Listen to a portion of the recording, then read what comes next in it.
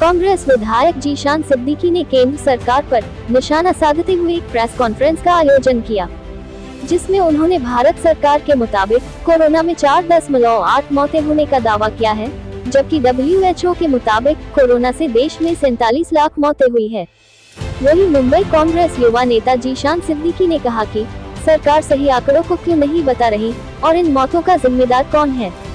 ये पीड़ित परिवार को दिए जाने वाले मुआवजे से बचने के लिए है या किसी राजनीतिक षड्यंत्र के चलते रचा जा रहा कोई खेल है। विधायक जीशान सिद्दीकी ने केंद्र सरकार से किया सवाल, आंकड़े में क्यों फेरबदल। हमने प्रेस कॉन्फ्रेंस बुलाई है। इंडियन यूथ कांग्रेस ने अलग अलग राज्यों में ये प्रेस कॉन्फ्रेंस ली है। बीजेपी की जो केंद्रीय सरकार है, नरेंद्र मोदी जी की जो सरकार है, वो किस तरीके से अपने कोविड के आंकड़ों को, जो मृत्यु हुई है कोविड के काल में, उसको किस तरीके से छुपाने की कोशिश कर रही है, उसके बारे में हम आज बात करेंगे। आप सभी को पता होगा कि हाल ही में WHO ने एक रिपोर्ट रिलीज़ की है। उनके WHO के तौर पर जो एक इंटरनेशनल लीडिंग एजेंसी है, एक ऑर्गेनाइजेशन है, उनके हिसाब से पूरे देश में तकरीबन 47 लाख लोगों की डेथ हुई है। ये शुरुआत हुआ था कोविड में मार्च 2020 से लेकर दिसंबर 2021 तक। उनके हिसाब से 47 लाख लोगों की मौत हुई है कोविड में। मगर अगर आप भारत सरकार की बात करें तो उनके आंकड़ों के अगर हम उनके आंकड़े देखें तो वो कहते हैं कि सिर्फ 4 लाख, तकरीबन 4.8 लाख लोगों की डेथ हुई है, तकरीबन 4,80,000 लोगों की मृत्यु हुई है।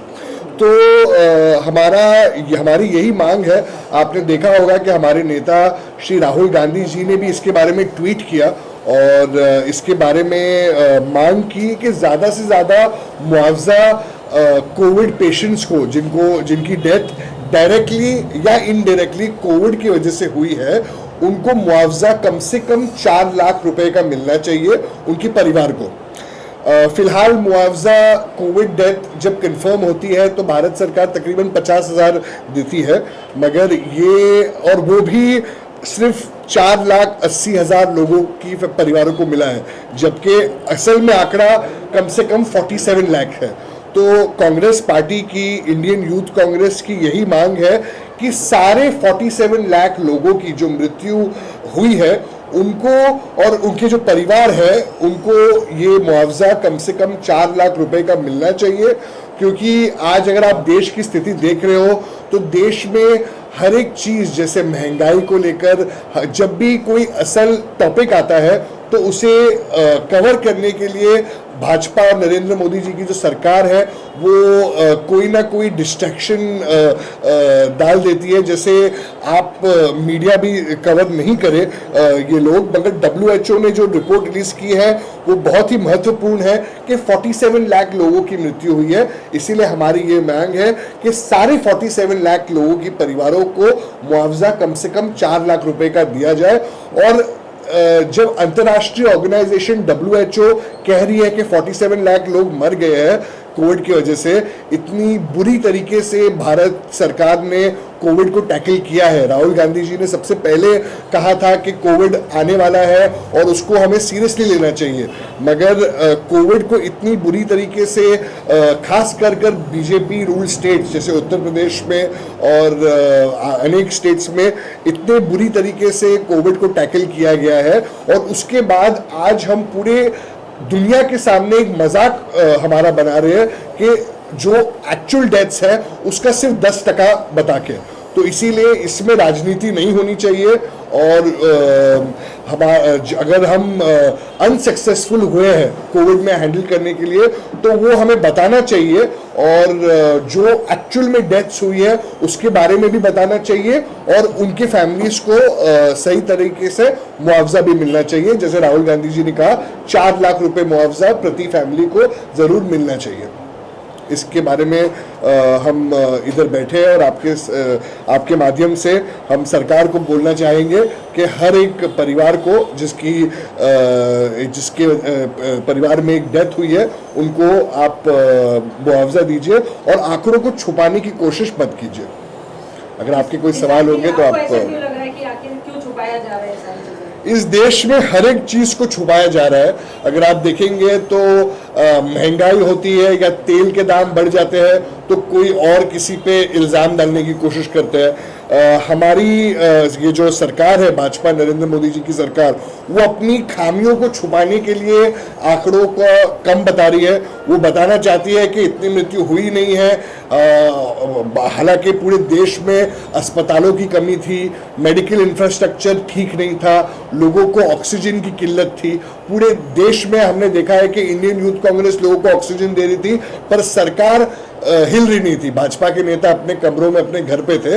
तो ये अपनी खामियां छुपाने के लिए नरेंद्र मोदी बीजेपी सरकार आंकड़ों को कम बता रही है, जो बहुत गलत है और पूरी दुनिया देख रही है इस चीज को। जिस तरीके से अगर पूरे भारत की अगर हम बात करें, कोविड में ऐसे बहुत सारे गांव खेड़े थे जहां पर अब तक आंकड़े खुलकर सामने नहीं आए हैं। और जिस तरीके से WHO ने बताया कि 47 लाख डेथ हो चुकी है, तो अभी भी बहुत से ऐसे आंकड़े हैं जो सामने नहीं आए हैं। बहुत दुर्भाग्यपूर्ण है, मगर जो रिपोर्ट्स WHO को ऑफिशियली मिली है उनके हिसाब से भी 47 लाख है, हमारे हिसाब से तो उससे भी ज्यादा है। मगर WHO की तो हम माने, हमारी भारत सरकार बीजेपी सरकार तो ऐसी सरकार है कि WHO को या कोई भी अंतर्राष्ट्रीय ऑर्गेनाइजेशन को नहीं मानती है। वो सोचती है कि जो वो कहती है वो सच है, और ये बहुत गलत एग्जाम्पल सेट करता है पूरी दुनिया में। और जो देश का जो इमेज है वो इससे बहुत खराब होता है पूरे देश अंतर्राष्ट्रीय लेवल पे। पहले WHO ने ये रिपोर्ट किया, तो जब भी कोई असली मुद्दे आते हैं तब राजनीति तरफ से कोई स्टेटमेंट्स दिए जाते हैं भारतीय जनता पार्टी से या मनसे से कि जो असली मुद्दे हैं वो आम आदमी भटक जाए।